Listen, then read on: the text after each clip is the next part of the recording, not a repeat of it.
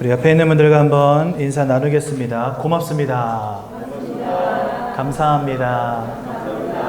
주님 안에서 사랑합니다.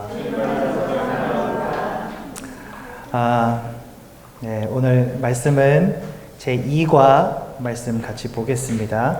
창세기 3장 1절에서 6절입니다. 그런데 뱀은 여호와 하나님이 지으신 들짐승 중에 가장 간교하니라. 뱀이 여자에게 물어 이르되 하나님이 참으로 너희에게 동산 모든 나무의 열매를 먹지 말라 하시더냐. 여자가 뱀에게 말하되 동산 나무의 열매를 우리가 먹을 수 있으나 동산 중앙에 있는 나무의 열매는 하나님의 말씀에 너희는 먹지도 말고 만지지도 말라. 너희가 죽을까 하노라 하셨느니라. 뱀이 여자에게 이르되 너희가 결코 죽지 아니하리라. 너희가 그것을 먹는 날에는 너희 눈이 밝아져 하나님과 같이 되어 선악을 알 줄 하나님이 아심이니라. 여자가 그 나무를 본즉 먹음직도 하고 보암직도 하고 지혜롭게 할 만큼 탐스럽기도 한 나무인지라. 여자가 그 열매를 따먹고 자기와 함께 있는 남편에게도 주매 그도 먹은지라. 아멘.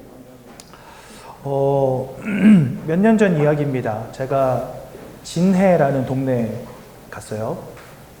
가서 이렇게 전도를 하게 되었는데 한 서너 시간 현장에서 이렇게 돌아다녔는데 진짜 만나는 사람들마다 다 거부하고 아무도 복음을 안 듣는 거예요. 날도 더웠는데. 그래가지고 편의점 앞에 앉아가지고 아이스크림 먹고 있다가 편의점 앞에 보니까 뻘건 벽돌로 지어진 빌라촌이 있는 겁니다. 그래가지고 오늘 복음을 하나도 못 전했으니까 마지막으로 저 빌라 한번 들어갔다 와야 되겠다 해서 바로 눈앞에 보이는 첫 번째 라인 1층 첫 번째 집 가서 문을 두들겼는데 아줌마가 문을 열어주시는 거예요. 이제 저희가 현장에서 전도할 때 특징이 있는데 뭐냐, 일단 문을 열면 발을 집어넣습니다. 문 못 닫게. 저기 제 말 좀 들어주세요 이러면서 그래서 문을 펄컥 여시길래 발을 일단 쑥 집어넣었죠. 그래서 이 앞에 교회 목사인데 복음 전하러 왔습니다. 그랬더니 놀랍게도 들어오래요.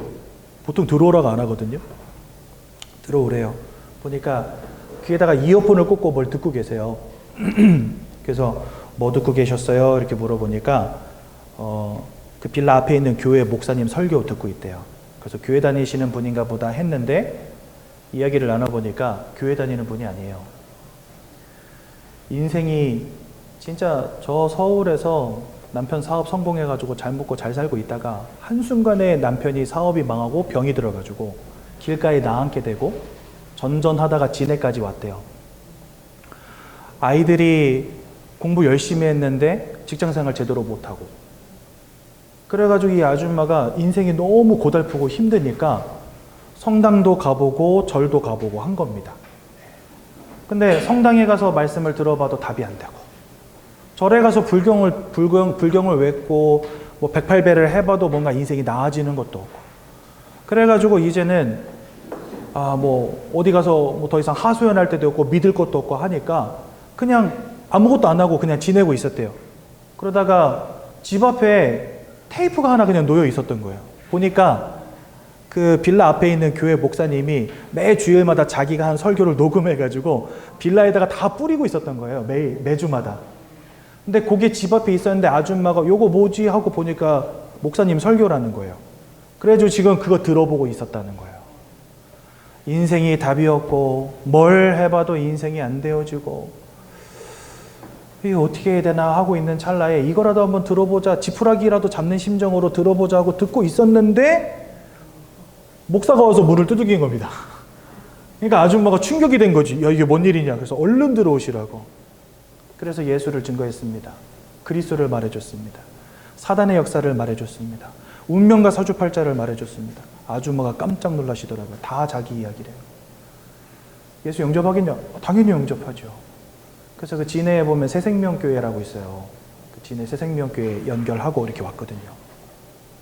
제가 그런 분들을 현장에서 많이 만나보면서 든 생각이 하나 있습니다. 그게 뭐냐? 과연 인생의 기적은 뭘까? 여러분, 기적을 바라십니까? 어떤 사람은요, 거부가 되길 원하고, 어떤 사람은 나에게 있는 암과 같은 질병이 낫기를 바라고. 그렇죠? 저도 30년 전에 교회를 처음 다니기 시작할 때 저의 기도 제목은 하나밖에 없었어요. 아버지가 사업이 잘 돼가지고 부자가 되는 거. 30년째 응답이 안 되고 있어요. 그럼 교회 헛다녔냐 하면 그건 아니지요. 여러분들, 우리가 바라는 기적 다 육신적인 것, 물질적인 것 아닙니까? 그렇죠? 근데 현장에서 전도하고 많은 사람들의 인생을 들어보니까 우리에게 주신 최고의 기적이 구원이라는 사실을 제가 깨닫게 됩니다. 여러분들, 빌립보서 2장에 보면 이런 말씀이 있어요. 에베소서 2장에 보면 이런 말씀이 있어요. 너희가 그 은혜를 인하여 믿음으로 말미암아 구원을 받았으니 이는 하나님의 선물이라. 그런데 에베소서 2장 1절에 뭐라고 되어 있냐? 죄와 허물로 죽었던 너희들, 이렇게 말씀하세요. 우리가 죄 때문에, 허물 때문에 사망 가운데 있었다는 겁니다. 그러니 어쩔 수밖에 없어요. 공중권세 잡은 자를 따랐으니, 이 공중권세 잡은 자가 누굽니까? 바로 사단입니다. 이 사단을 따라 운명과 사주팔자 속에 살아왔다는 거예요, 지금까지요. 불순종의 아들들 가운데 역사하는 영을 따라 살았다. 이 누구 말합니까?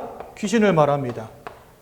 이 땅의 관습을 쫓아 세상의 방법을 따라 우상숭배하며 산 겁니다, 지금까지. 그 아주머니 인생도요, 그냥 우상숭배로 점철된 인생이었어요, 그냥. 제사 지내고 고사 지내고, 맨날 무당 불러다가 굿하고, 그런 인생이었다니까요. 내 인생이 이렇게 하나님을 잃어버린 사망 가운데, 사단에게 붙잡힌 운명과 사주팔자 가운데, 우상숭배하며 불순종의 아들들 가운데 역사하는 영, 귀신을 따라 사는 인생인지도 모르고 지금까지 열심히 살아온 겁니다. 저기 가봐도 답이 없고, 여기 가봐도 답이 없고, 저쪽 가봐도 답이 없고, 이 사람을 만나도 답이 안 되고, 저 사람을 만나도 답이 안 되고, 이 방송을 틀어놔도 답이 안 되고, 답이 없는 인생. 그런데 우리가 거기에서부터 뭐 했다고요? 구원을 받았다니까요. 근데 여러분, 더 놀라운 사실, 고린도 후서 4장 4절에 이렇게 말씀하십니다. 이 세상의 신이 믿지 아니하는 자들의 마음을 혼미케 하여서 하나님의 형상이신 예수 그리스도의 영광의 광채를 보지 못하게 만들었다, 이렇게 되어 있어요. 즉, 우리가 구원받고 싶어도, 하나님을 알고 싶어도 하나님을 알지 못하게 역사하는 존재가 있다는 거예요. 여러분들이 하나님을 알지 못하도록, 예수 그리스도를 믿지 못하도록 방해하는 존재가 있다는 겁니다. 그런데 여러분들이 지금 이 구원의 축복 가운데로 들어온 거예요. 여러분, 도대체 뭐가 기적입니까? 만약에 우리가 예수 그리스도를 통하여 구원받지 못했다면 우리 인생의 끝은 뭐지요?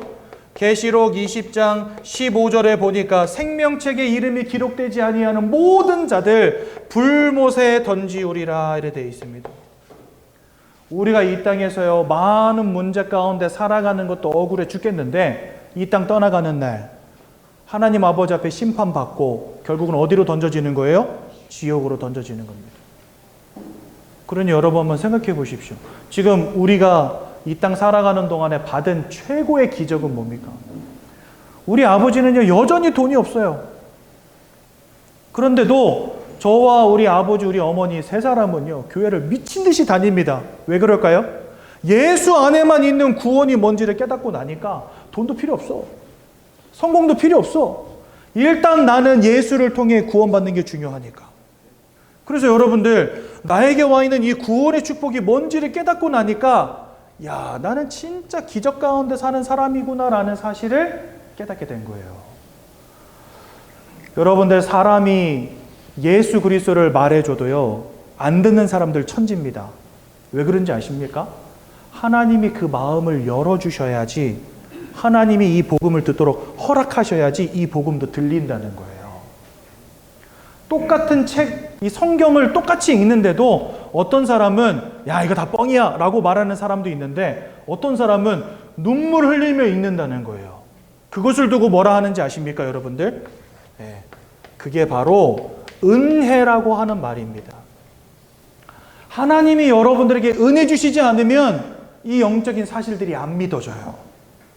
하나님이 여러분들에게 은혜 주시면 이 영적인 사실들이 믿어지기 시작해요. 여러분 성경에 보면은요, 예수님이 동정녀 마리아, 즉 처녀의 몸에 성령으로 잉태되셔가지고 태어나셨다라고 이렇게 돼 있어요. 여러분들 제가 질문 한번 해봅시다. 남자 없이 처녀 혼자 애 낳을 수 있어요, 없어요? 없죠? 그러니 그거 여러분 사실입니까? 말도 안 되잖아요. 그렇죠? 그리고 예수님이 돌아가신 지 3일 만에 부활하셨대요. 여러분 사람이 죽었다가 살아날 수 있습니까? 없죠. 왜? 없어요. 아니 신문에 보면요, 죽었다가 살아나신 분이 가끔가다 있어요. 근데 그분들 결국은 어떻게 됩니까? 네, 결국은 또 가셨어요. 여러분 성경은요, 예수님이 죽었다가 사흘 만에 부활하셨다 이렇게 돼 있어요. 참 믿기 힘든 말들이죠. 성경에 보면 예수님이 무리를 걸으셨다 이렇게 돼 있어요. 여러분들 사람이 무리를 걸을 수 있습니까? 어떤 사람이 그러더라고요. 왼발이 빠지기 전에 오른발을 뻗으면 되고 오른발이 빠지기 전에 왼발을 뻗으면 된대. 한번 시도해 보시기 바랍니다. 공중부양이고, 그죠? 근데 예수님이 무리를 걸으셨다 이렇게 돼 있어요. 심지어 예수님이요, 무덤 앞에 가서 소리를 지르세요. 나사로야 나와라. 무덤 문을 열었을 때 나사로가 나왔을까 안 나왔을까? 성경에 보니까 나왔다고 돼 있어요. 여러분들 믿을만 합니까? 참 믿기 힘든 이야기죠. 그래서 심지어 목사라고 하는 사람들 가운데서도 그런 신비하고 말도 안 되는 내용들은 다 빼고, 그거는 성경에 써놓은 거짓말이니까 믿지 마십시오 이렇게 말하면서 뭐라고 말하냐, 예수님이 사람들을 위해서 눈물을 흘리시고 병든 자들을 도우시고, 그렇죠? 선행을 베푸시고 이것만 믿으면 됩니다 이렇게 이야기해요. 십자가에 돌아가신 것도 우리를 너무 사랑하셔서 자기 생명까지도 던지시면서 우리 사랑하신 겁니다. 우리 서로 사랑합시다. 굉장히 합리적인 말이죠. 하지만 예수 안에 있는 구원의 축복이 뭔지는 전혀 깨닫지 못한 사람의 말인 겁니다. 저도요, 처음에 교회 다닐 때 성경이 진짜 믿어지지가 않더라고요. 일단 기본적으로 여러분 창세기에 보면은 천지창조에 대한 이야기가 나와 있잖아요. 근데 이 천지창조에 대한 이야기를 모세라는 사람이 썼는데 이 모세도 천지창조 때에는 없었잖아요. 그 누구도 천지창조를 본 적이 없어. 그런데 천지창조에 대한 이야기를 성경에다 써놓으셨단 말이죠. 그래서 사람들은 뭐라 그러냐, 모세가 지어낸 이야기다 이렇게 많은 사람들이 이야기를 합니다. 그렇죠? 그런데 참 희한하죠. 하나님이 은혜 주시니까 그 말들이 나에게 사실로 믿어지기 시작하는 거예요. 근데 여러분들 보십시오. 만약에 예수가 동정녀로 탄생하지 않으면 안 되는 이유가 있어요. 그리고 예수님이 십자가에서 돌아가시지 않으면 안 되는 이유가 있고요. 예수님이 부활하시지 않으면 안 되는 이유가 있습니다. 이 중에 하나라도 이루어지지 않았다면 그분은 구원자가 아닙니다. 그래서요, 이 예수님의 동정녀 사건은요, 내가 믿는다 안 믿는다의 문제가 아니라 이 사건이 사실이 아니라면 구원도 없는 거예요. 예수님은 우리를 위해서 자기의 몸을 대속 제물로 주시기 위해 이 땅에 오셨습니다. 그래서 십자가에 죽으신 거거든요. 그런데 대속 제물로 오신 예수님이 죄 가운데 태어나신다. 그러면요, 그 죽음이 의미가 없어요. 주님은 우리를 위해서 죄 없는 몸으로 오셔서 죄 있는 우리를 위해서 돌아가신 거거든요. 그래서 죄 없는 몸으로 태어나시기 위해 남자와 여자의 성관계로 임신된 몸으로 오신 게 아닙니다. 아담의 후손들은 다 로마서 5장 12절에 보니까 한 사람 아담으로 말미암아 모든 사람들이 죄와 사망에 붙잡히게 되었다 이렇게 되어 있거든요. 그러니까 남자와 여자의 성행위를 통해서 임신이 되어졌다. 그러면은요, 아빠의 혈통을 따라가는 거잖아요. 거기에는 죄와 사망의 권세에 묶인 영적인 문제 또한 같이 유전되는 거예요. 그래서 여러분, 예수는 아담의 혈통과 상관이 없는, 사람의 혈통과 상관이 없는 몸으로 오셔야 의미가 있는 겁니다. 그래서요, 이거는 예수님을 신비하게 만들려고 지어낸 이야기가 아니라 이런 모양으로 오시지 않으면 그분은 구원자가 될 수 없어요. 그러니까 예수님은 반드시 동정녀 마리아를 통해서 오셔야 됩니다. 처녀의 몸에 성령으로 잉태돼서 오셔야만 하는 겁니다. 또 예수님은 그 죄 없는 몸으로 우리를 위해서 죽어주셔야 돼요. 십자가에서 돌아가시지 않으면 우리를 구원하실 수 없어요. 그래서 십자가에서 돌아가신 겁니다. 그럼 마지막으로 왜 부활하셨을까요? 이것도 뭐 예수를 신봉하는 사람들이 예수를 신격화하기 위해서 다 뻥 같은 얘기를 지어서 하는 이야기다 하는데, 여러분, 부활하지 못했다는 것은 뭘 의미합니까? 사망을 이기지 못했다는 말과 같습니다. 그렇죠? 예수님은 우리에게 영원한 생명을 주시겠다 말씀하셨는데 사망을 이기지 못한다? 어떻게 생명을 줍니까? 말이 안 되죠. 주님에게 있어서 부활이라고 하는 것은 반드시 있어야만 하는 사건인 겁니다. 그냥 예수님을 좀 더 부각시키기 위해서 곁들여서 하는 이야기가 아니라는 거예요. 이 세 가지가 없으면 주님은 구원자가 될 수 없다니까요. 이러한 영적인 원리와 영적인 비밀이 깨달아지고 보니까 남들은 농담처럼 여겨지는 이것들이 나에게 사실로 오더라고요. 그것을 두고 뭐라 하냐? 은혜라고 하는 겁니다, 여러분들. 근데 세상 사람들은 이걸 여전히 농담으로 여깁니다. 뭔 사람이 남자도 없이 여자 몸으로 태어나고, 뭔 사람이 부활을 하고, 말도 안 되는 소리 한다면서. 은혜 없는 자들. 그러니 여러분, 우리에게 이것이 사실로 믿어지는 은혜 속에서 구원의 축복 가운데로 들어왔다. 이게 기적이죠, 여러분. 뭐가 기적입니까? 그렇죠? 우리에게 육신적인 기적도 분명 필요합니다. 때로는요. 그렇죠? 아마 너무 힘들 때 하나님께 간구했는데 하나님이 응답 주시기도 해요. 그런 기적도 분명히 있습니다. 하지만 그런 기적이 우리 인생에 없다고 해서 우리가 기적이 없는 인생이 아니라는 겁니다. 이미 여러분들은 세상이 가질 수 없는, 세상이 받을 수 없는 최고의 기적을 본 사람들이라는 거예요. 왜요? 예수 그리스도가 믿어지고 깨달아졌으니까. 그렇죠? 그래서 여러분도 오늘 하루도 그리스도 예수로 인하여 행복하시기 바라고, 나에게 주신 구원을 인하여 소망을 잃어버리지 않는 인생 되시기 바랍니다. 우리 아버지 어머니는 두 분 다 부자는 안 되셨어요. 근데 감사하게도 두 분 다 교회를 섬기는 이제 장로님들이 되셨고, 또 저는 이제 게임 중독에 빠져있던 망나니 같은 아들이었는데 하나님이 제 인생을 목사로 바꿔주셨고, 더 중요한 거, 우리가 당장 죽어도 저 천국에 이를 수 있는 영생의 축복 가운데로 들어가게 됐다는 겁니다. 이 땅에서 잘 먹고 잘 사는 것도 중요하지만 저는요, 영원히 살아갈 영적 존재기에 이 땅 떠나가는 날 천국에 임하는 것보다 더한 가치는 없다라고 생각합니다. 여러분들 이 땅에서 부자도 되시고 성공도 하시고 오래 사십시오. 건강하게. 하지만 예수 믿고 누리시라는 거예요. 그 모든 것들을. 예수 알지 못하면 그 모든 것들이 의미 없어지는 순간이 반드시 옵니다. 이 땅을 살아가는 동안에는 의미가 있어요. 왜요? 떵떵거리며 살 수 있잖아요. 어깨에 힘 딱 주면서 야, 나 BMW 타 이러면서 다닐 수 있잖아요. 그런데 이 땅 떠나가는 날 그거 아무 의미 없잖아요, 여러분들. 가져갈 겁니까? 뭐 저기 저 세상에 BMW 끌고 가실 겁니까? 가가지고 거기 가서 뭐 카드 긁으실 거예요? 아니잖아요. 참 가치 있고 좋은 것들이지만 천국과 영생을 놓고 볼 때는요, 우리에게 전혀 도움이 안 되는 것들.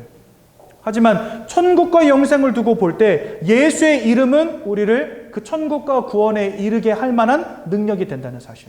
그러니 여러분, 그리스도 예수의 이름을 믿는 것, 그 이름을 믿고 하나님의 자녀된 것, 이것이 인생의 참 기적이라는 겁니다. 그렇다면 왜 이것이 우리 인생의 참 기적인지 오늘 말씀을 통해서 한번 확인해 보십시오. 하나님께서 사람을 창조하셨다라고 성경 말씀하십니다.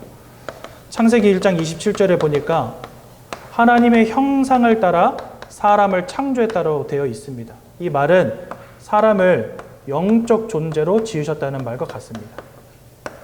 여러분, 사람도 그렇고 동물도 그렇고 다 흙으로 지으셨어요. 흙으로 그 모양을 빚으셨다 이렇게 되어 있습니다. 그런데 창세기 2장 19절에 보니까 동물들, 공중에 나는 새들도 흙으로 지으셨다 이렇게 되어 있거든요. 그래서 재료가 똑같다 보니까 우리에게 공통된 특징이 있습니다. 사람하고 동물이 공통된 특징이 있어요. 그게 뭐냐? 육체를 가졌다는 것이고 그리고 마음이 있다는 겁니다. 여러분 보세요. 강아지, 고양이 이런 동물들도 마음이 있습니다. 새끼를 잃어버리잖아요. 눈물 흘려요. 막 부르짖어요. 그렇죠? 그리고 주인이 이렇게 반려견, 반려묘 집에다 놓고 나가잖아요. 그럼 그냥 하루 종일 심심해해요. 마음이 있는 존재이기 때문에. 막 이뻐해 주잖아요. 그럼 막 꼬리 흔들고 좋아합니다. 막 좁해잖아요. 그러면은 사람만 와도 막 으르렁거립니다. 마음이 있는 존재이기 때문에. 하지만 재료는 똑같았는데 사람과 동물을 지으실 때 한 가지 차이점이 있었어요. 그 차이점이 뭐냐? 하나님의 형상으로 창조되었다는 것이고 사람에게는 그 코에다가 생기를 불어넣었다 이래 되어 있습니다.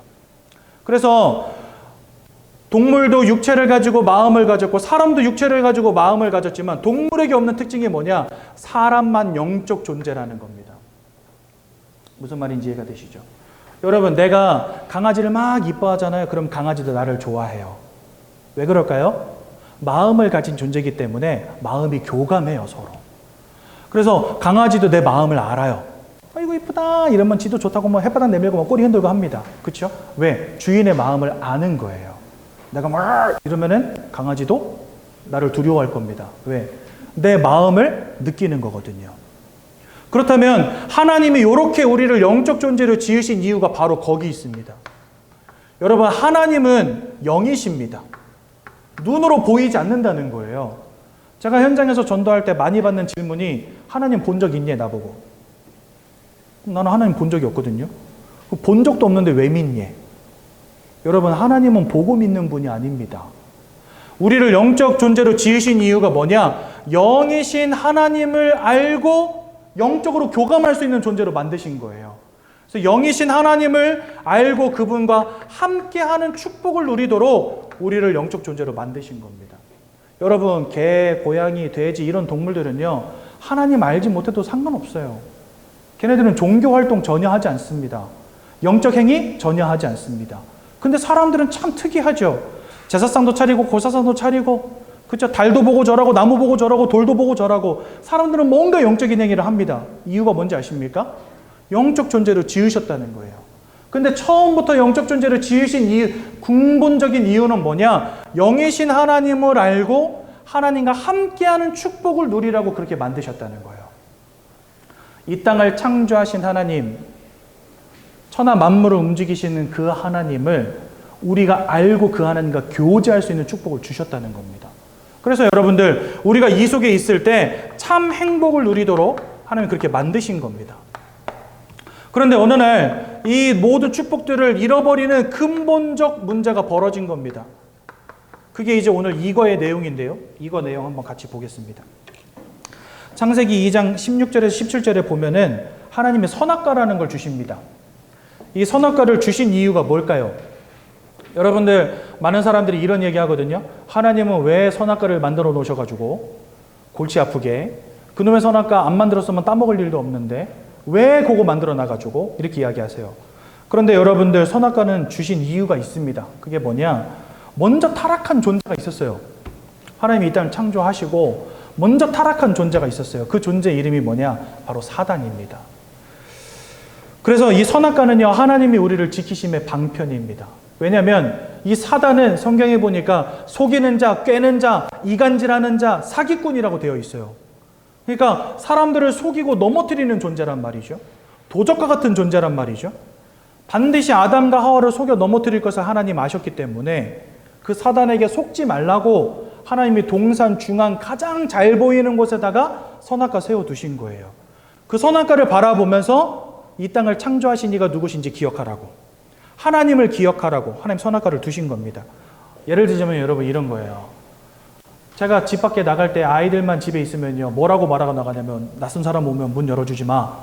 초인종 누르면은 이 화면 뜨니까 가서 화면 보고 누군지 확인하고 문 열어줘. 이렇게 이야기하거든요. 그럼 여러분, 그게 제가 만약에 제 말을 안 듣고 아이들이 문 열어주면 집에 가서 혼내려고 그 말을 한 겁니까? 아니죠.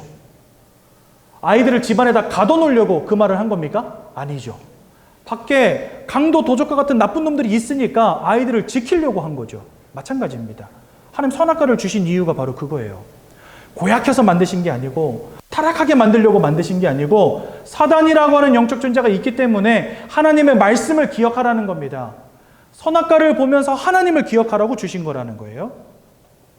그런데 안타깝게도 이 인간이 타락하고 맙니다. 왜요? 이 사단이 결국은 아담과 하와를 속입니다.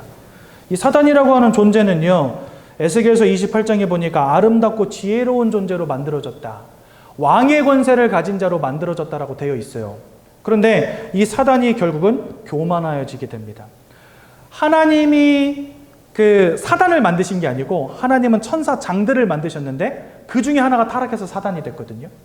가장 아름답게 만드신 천사장 하나가 하나님보다 높아지려는 교만함이 생긴 거예요. 내가 하나님과 동급이 되겠다는 거죠.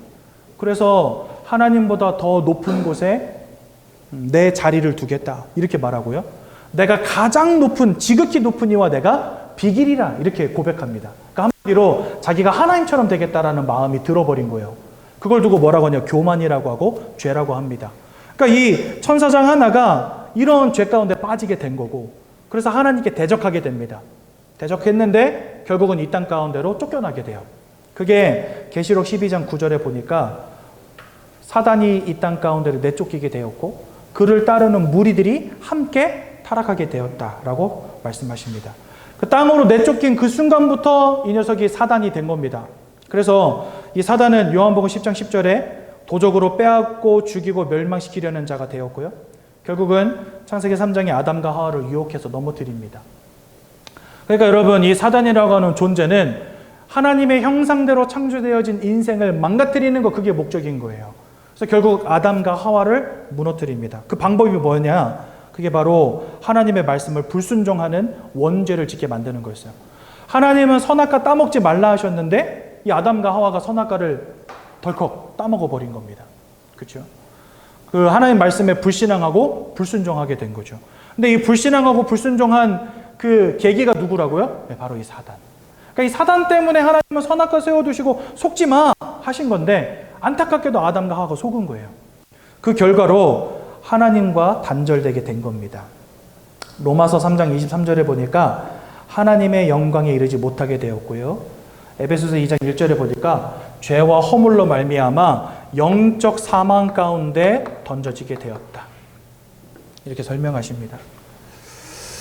사단에게 속아서 하나님이 따먹지 말란 선악과를 따먹는 원죄를 범하게 되고 그 결과적으로 하나님을 떠나는 문제 가운데 빠지게 된 겁니다. 영이신 하나님을 알고 하나님과 함께할 때 행복한 존재로 만드셨는데 이 하나님을 잃어버리게 된 거예요. 그것을 에베소서 2장 1절은 영적 사망이라고 했고요. 이때부터 모든 사람들이 원치 않는 불행의 문제 가운데 다 빠지게 된 겁니다. 우리가 영적 존재가 아니라면 이런 말씀들을 들을 이유가 없어요. 그렇죠? 그냥 돈 열심히 벌고 건강하게 오래 살고 성공하면 그만입니다. 근데 저와 여러분들이 영적 존재이기 때문에 이렇게 타락한 영적 존재 사단에게 영향을 받는다는 사실, 사단에게 속한 인생으로 살아가다가 이 땅 떠나가면 그 끝이 지옥이 될 수밖에 없다는 사실. 그래서 여러분들, 우리는 이러한 영적인 원리들을 잘 알아야 되는 겁니다. 그러면 성경이 말씀하시는 이 영적 사망이 뭘까요? 그게 중요하지 않습니까? 그렇죠? 요한복음 8장 44절에 보니까 너희는 너희 아비 마귀에게서 났으니 이렇게 설명하십니다.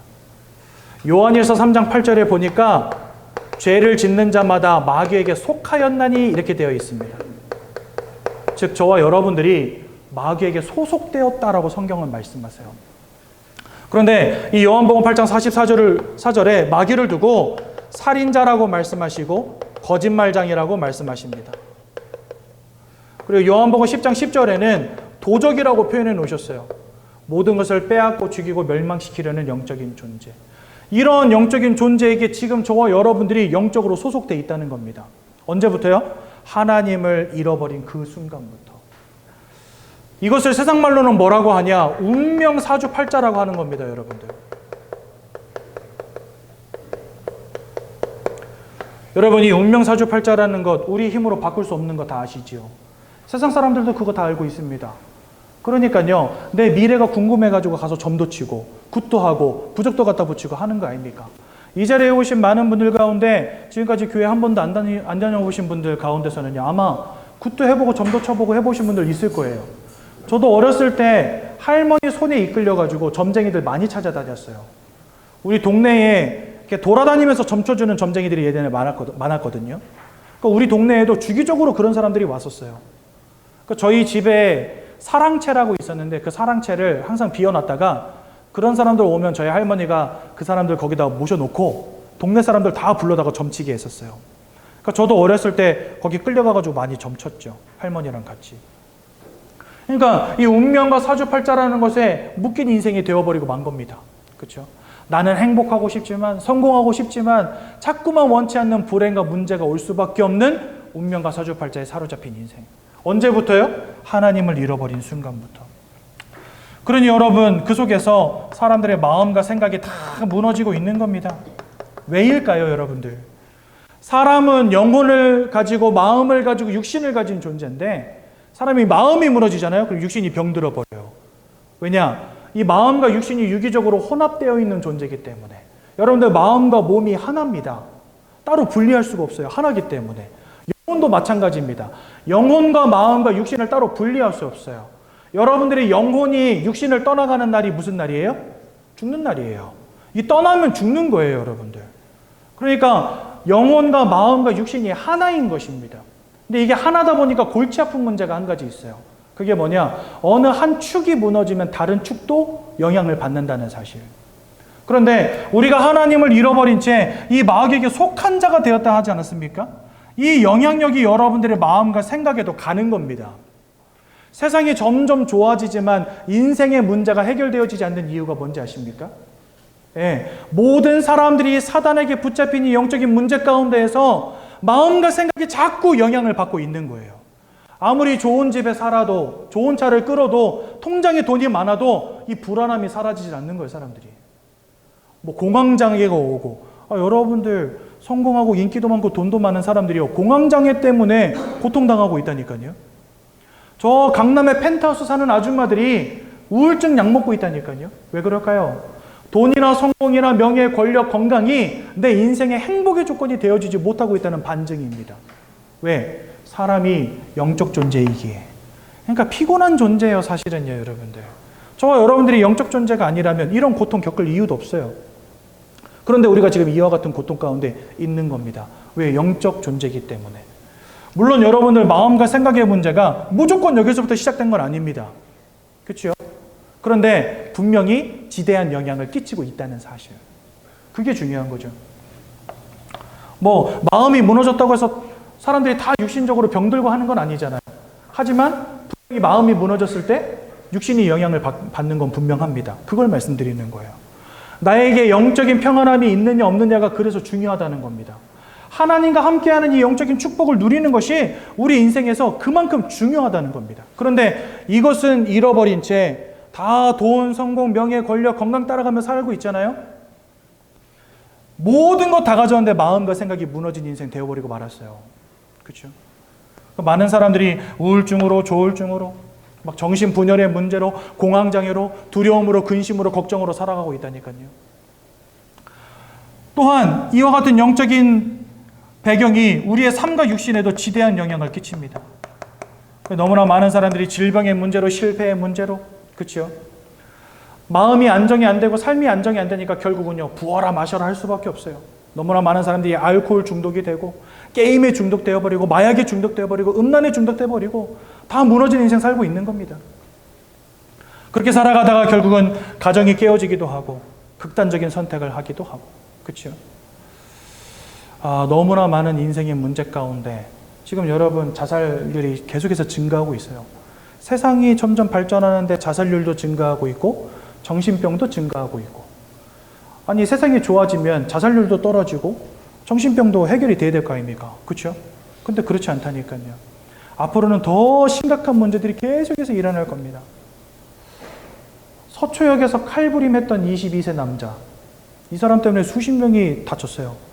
많은 사람이 죽고요. 근데 요즘에 뉴스 보니까 막 칼부림하는 사람들이 그렇게 많아. 아니, 매스컴에서 지금 그런 사람들 나와가지고 막 경찰에 끌려가고 감옥에 갇히고 이런 것들이 연일 나오잖아요. 그런데 칼 가지고 휘두르는 사람들이 더 증가하고 있어. 그 마음엔 도대체 뭐가 들어갔길래, 어떤 상처가 있길래 그럴까? 여러분, 예전에 제가 한번 그 뉴스 기사를 통해서 봤는데 어떤 그 외국인인데, 이 외국인이 PC방 알바를 때려 죽였어요. 진짜 말 그대로 때려 죽였어요. 화장실에 있는데 알바가 화장실 청소한다고 들어온 거예요. 근데 거기에서 막 빗자루며 이런 거 가지고 알바를 때렸는데 죽어버렸어요. 근데 이 사람이 그 경찰서에 잡혀갔거든요. 근데 그 사람 나라 말로 마귀야 물러가라, 마귀야 물러가라, 귀신아 물러가라 막 이러고 소리 지르는 거예요. 그러니까 사람들이 그 밑에 댓글을 답니다. 이게 형량 감형받으려고 뺑기 쓰네 막 이러면서, 감형받으려고 쇼하네 막 이러면서 써붙여 이렇게 쓰더라고요, 댓글을. 근데 물론 그게 그 사람 연극일 수도 있겠죠. 하지만 사람이 제정신으로 다른 사람을 그냥 몽둥이 같은 걸로 때려 죽이진 않습니다. 여러분, 지나가는 벌레 한 마리도, 우리 여자분들 지나가는 바퀴벌레 한 마리도 발로 못 밟잖아요. 무서워서. 근데 사람을 때려 죽인다고요? 도대체 그 마음에 뭐가 들어앉으면 그렇게 될까요? 사람의 마음이 무너진 시대, 생각이 무너진 시대, 어디 가도 도움을 받지 못하는 시대가 됐다니까요. 영적인 존재기에 우리의 영적 배경 속에 무엇이 있느냐가 여러분들 마음과 생각과 삶과 육신에 지대한 영향을 끼친다는 사실을 꼭 기억하십시오. 지금 여러분 돈 버는 게 문제가 아니고 성공하는 게 문제가 아닙니다. 그거는요, 예수 믿은 다음에 해도 늦지 않아요. 근데 사람들은요, 가장 중요한 예수 그리스도를 통한 구원이 영적 존재인 사람에게 얼마나 중요한지 그 가치를 모른다는 사실. 많은 사람들이 교회 가면 돈이 나오냐 쌀이 나오냐 합니다. 물론 교회 가도 돈 안 나오고 쌀 안 나옵니다. 하지만 교회 가면, 예수를 믿으면 세상이 줄 수 없는 구원의 축복 가운데로 들어가게 될 줄로 믿습니다. 여러분, 제 말을 농담으로 여기지 마시고 하나님의 말씀으로 들으시기 바랍니다. 그러니까 이렇게 마음과 생각과 삶과 육신이 무너져 버리니 사람들 뭐 할 수밖에 없죠? 이거 할 수밖에 없는 겁니다. 우상숭배.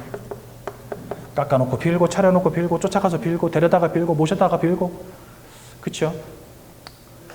그런데 고린도서 10장 20절에 보니까 뭐라 말씀하시죠? 대저 이방인들이 하는 제사는 귀신과 교제하는 것이니라. 사단 마귀에게 사로잡힌 것도 억울해 죽겠는데 인생 좀 펴보겠다고 하는 모든 우상숭배가 결과적으로는요, 귀신을 섬기는 행위가 되었다. 성경이 이렇게 말씀하신다는 거죠. 제가 자주 말씀드렸던 그 피겨스케이팅 선수, 무속인이 됐던, 이름이 최원입니까 최희원입니까? 그 사람이 무속인이 되기 전에 그 엄마가 그렇게 구술했다는 거예요. 네. 왜 구술을 했냐? 이 친구가 국가대표 상비군까지 갔던 사람이거든요. 올림픽 가서 금메달을 따잖아요. 일평생 연금이 나옵니다. 그러니 이 엄마 입장에서는요, 딸 위해서 뭐라도 해야 되는 거잖아요. 근데 하필이면 구술한 거예요. 근데 구술하고 무당 끼고 뭐 굿도 하고 부적도 갖다 붙이고 하는 이런 일들을 시작하고 나서부터 딸에게 무슨 문제가 생겼냐? 피겨 스케이팅 하면 여러분들 점프해가지고 휘 돌아가지고 내려서고 하잖아요. 요 점프할 때마다 귀신이 보이기 시작한 거예요, 이 여자가. 그러니까 연습할 때는 안 보여. 근데 큰 국제대회에 나가가지고 이제 내가 금메달을 따면은 연금 점수가 올라가서 내가 성공으로 가냐 못 가냐 그 기로에 있는 그런 대회에 나가면은 이게 자꾸만 점프할 때마다 귀신이 보이는 거예요. 그래서 이 선수가 피겨스케이팅 선수 생활을 마치기 바로 직전 대회에서는요, 모든 점프를 다 실패했어요. 왜? 귀신이 보여서. 그래가지고 결국은 점집을 찾아갔는데 점집에서 뭐라 말하냐? 신받아야 된다. 이렇게 된 겁니다.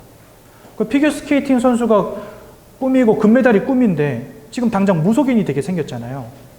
근데 그 배우에 뭐가 있었다고요? 엄마가 우상숭배 세게 해버린 거예요. 그러니까 결국은 그 딸을 무너뜨리는 게 엄마가 된 거예요. 왜? 성경이 이렇게 말씀하십니다. 대저 이방인이 하는 제사는 귀신과 교제하는 것이니라. 결국 그 가정과 가문과 후대와 자기 자신을 무너뜨린 존재가 누구냐? 엄마 우상숭배였다니까. 그 여자의 어떤 다큐멘터리가 유튜브에 보면 나옵니다. 한번 쳐보세요. 국가대표 이름 뭐죠? 최희원? 최원희? 최희원. 최원희. 최원희라고 유튜브 검색하면 나와요. 그 사람의 인터뷰도 나오고 그분의 엄마 인터뷰도 나옵니다. 어떻게 해서 자기가 무속인이 됐는지 그 과정이 나와요. 한번 보시라니까요. 이 우상숭배하면 그곳에 누가 역사합니까? 귀신이 역사합니다. 그러니까 이거 하면 할수록 인생에 손해인 거예요. 근데 이거 모르고 사람들 열심히 절하고 굿하고 합니다. 사람은 영적 존재이기 때문에 영적 행위를 할 때 그곳에 영적인 존재들이 역사합니다. 우리가 이렇게 모여서 예배하는 이 자리에 하나님의 성령으로 역사하시는 것처럼 불신자들 멋모르고 하는 굿도 하고 하잖아요. 그런 거 할 때 그곳에 누가 역사하냐? 귀신이 역사하는 거예요. 그러니 그것이 인생에 지대한 영향력을 끼치는 거죠. 더 중요한 것은 무엇입니까? 히브리서 9장 27절에 보니까 사람은 한번 죽습니다. 그 사망 이후에 심판이 있다라고 말씀하시죠. 여러분 천년만년 사실 겁니까? 아니죠. 결국 한 100세 정도 살다가 결국은 가셔야 되겠죠. 그러고 나서 성경은 우리에게 심판이 있다 말씀하신다는 거죠. 그 심판이 바로 무엇입니까? 요한일서 5장 11절에서 보니까 5장 11절에 13절에 보니까 우리에게 영생이 있음을 알려주시는데 그 영생은 아들이 있는 자에게 주어진다라고 분명히 말씀하셨어요. 즉 우리 안에 예수 그리스도가 생명으로 임하여 계실 때 우리가 천국에 이르게 되는 것입니다. 예수가 없다면 그 끝은 지옥이 되는 것입니다. 그렇죠? 이렇게 심판에 이르게 되고 더 중요한 건 여러분들의 후대들도 여기서 자유로울 수 없다는 사실. 왜요? 모든 사람이 죄를 범하였다고 성경 말씀하시고 죄를 짓는 자마다 마귀에게 속하여 있다 이렇게 말씀하세요. 그러니까 모든 사람이 마귀에게 속하여 있는 상태가 된 거죠. 이것을 두고 영적 사망이라고 부르는 것입니다. 여러분, 우리가 지금도 멀쩡히 살아서 밥도 먹고 공부도 하고 일도 하고 돈도 벌고 사랑도 하고 여행도 가고 살고 있잖아요. 우리의 육신은 그렇게 살아서 움직이고 있고 우리의 마음도 살아서 움직이고 있는데 우리의 영적인 부분은 지금 사망 가운데 있는 겁니다. 영이신 하나님도 잃어버리고 사단에게 붙잡힌 채 운명과 사주팔자 속에서 내가 왜 고통당하는지 문제당하는지 알지 못한 채 우상 숭배하며 귀신의 역사 가운데 무너지고 있는 거예요. 행복이 없는 인생. 여러분, 이거 돈 많이 번다고 공부 열심히 한다고 해결되는 문제겠습니까? 절대 아니지요. 우리의 힘으로 우리의 방법으로 해결할 수 없는 영적인 문제 3가지이기 때문에 하나님께서 우리에게 길을 열어주신 겁니다. 그게 바로 누구십니까? 네, 그분이 바로 예수님입니다. 우리를 대신해서 십자가에 죽기 위해 이 땅에 오신 이가 예수님이시거든요. 그래서 여러분들 구약에 보면 이스라엘 백성들이 죄를 지을 때마다 제사장들에게 양을 가져갑니다. 근데 양을 가져갈 때 조건이 하나 있어요. 그게 뭐냐? 흠과 티가 없는 양을 가져가게 하셨어요. 그러니까 양을 보면은 털 같은 것도 빠져 있고, 뿔도 휘어져 있고, 흠과 티가 있는 양들은요, 내 죄사함을 위해서 사용하지 못하게 하나님 정해 놓으셨어요. 그럼 어떤 양만? 흠이 없고 티가 없는 순전한 어린 양만 죄사하는 그 죄사함에 사용할 수 있게 하나님 그렇게 정해 놓으셨어요. 그 이유가 뭔지 아십니까? 이 땅에 오신 예수님이 흠과 티가 없는 어린 양으로 오셨다는 겁니다. 즉 죄악의 문제와 상관이 없는 몸으로 오셨다는 겁니다. 이 땅에서 여러분들 육체 가운데 산다는 그 말은요, 아버지와 어머니 사이에 태어났다는 말이거든요. 근데 아버지와 어머니 사이에 아버지의 혈통을 따라 태어난 모든 사람들, 이 인생의 영적인 문제로부터 자유롭지 못합니다. 즉 흠과 티가 있는 재물이라는 거예요. 하지만 예수님은 그 아담의 혈통과 상관이 없는 몸으로 이 땅에 오신 겁니다. 그래서 아까 초반에 말씀드렸던 동정녀 탄생. 아버지와 상관이 없이 여자의 몸에 성령으로 잉태돼서 예수님이 오셨다는 거예요. 그래야지만 그분의 죽음이 우리에게 의미가 있어지는 겁니다. 무슨 말인지 이해가 되시죠? 그래서 주님은요, 그렇게 죄 없는 몸으로 오셔서 십자가에서 죽으시고 또 사망을 이겼다는 증거로 3일 만에 부활하십니다. 그러니까 이 3가지가 일어나지 않았다면 그분은 구원자가 될 수 없다는 사실. 이렇게 예수님이 이 땅에 오신 겁니다. 오셔서 3가지 일을 하셨죠. 요한일서 3장 8절에 보니까 아들이 나타나신 것은 마귀가 하는 모든 일을 멸하기 위함이니라. 예수님이 죄 없는 몸으로 오셔서 십자가에서 죽으시고 부활하심으로 이 사단의 권세를 깨뜨려 버리신 겁니다. 그래서 우리는 예수님을 사단을 이기신 참 왕이라 부릅니다. 로마서 8장 1절에서 2절에 보니까 예수 안에 있는 자는 결코 정죄함이 없다. 죄인이 아니라고 말씀하십니다. 생명의 성령의 법이 죄와 사망의 법에 있던 너희를 해방하였느니라. 그래서 예수님은 우리의 죄악의 문제를 끝내신 참 제사장이 되십니다.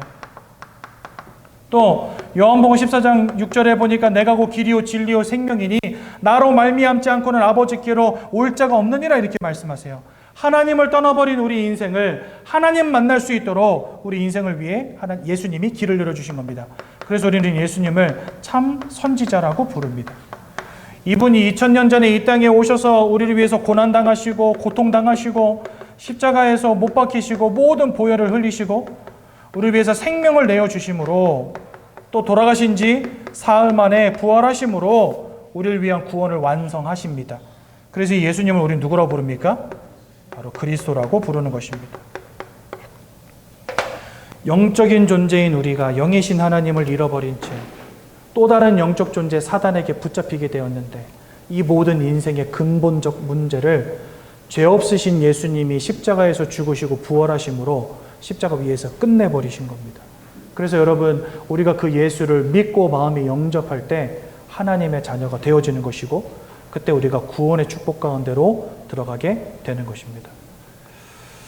제가 현장에서 진짜 수없이 많은 사람들을 만났어요. 진짜 못해도 1,500명, 2,000명 가까이 만나봤을 겁니다. 거부도 많이 당하고요. 복음 실컷 전했더니 거짓말하지 말라고 거부하는 사람들도 있었고요. 근데 한편으로는 제가 전하는 이 복음의 말씀을 듣고 그게 다 내 인생 이야기라면서 예수를 그리스도로 마음에 영접하여 하나님의 자녀 되시고 구원받은 사람들도 많이 있었습니다. 여러분, 하나님이 이와 같은 복음의 메시지를 여러분들이 주신 이유가 뭐겠습니까? 여러분들 예수 그리스도를 통하여서 구원의 축복 가운데로 들어가라는 것 아니겠습니까? 방법은 하나밖에 없습니다. 그 예수를 믿고 마음에 영접하여 하나님의 자녀 되는 것 외에는 방법이 없습니다. 우리 이 시간 예수님을 마음속에 영접하여 하나님의 자녀 되시고 구원의 축복 가운데로 들어가시기 바랍니다. 15페이지에 보면 영접 기도문 잘 나와 있습니다. 우리 함께 고백함으로 우리 예수님을 마음속에 영접하도록 하겠습니다. 제가 먼저 기도할 때 저의 기도를 따라서 기도하시면 되겠습니다. 사랑의 하나님, 이제 나는 죄인인 것을 깨닫고 회개합니다. 지금까지 하나님을 떠나 사단의 지배 아래 묶여 종노릇하며 살았습니다. 그러나 예수님이 저를 위하여 십자가에서 죽으시고 3일 만에 부활하신 그리스도이심을 믿습니다. 예수 그리스도께서 하나님을 만나는 유일한 길이 되시며 사탄의 권세를 꺾으시고 모든 죄와 저주와 재앙에서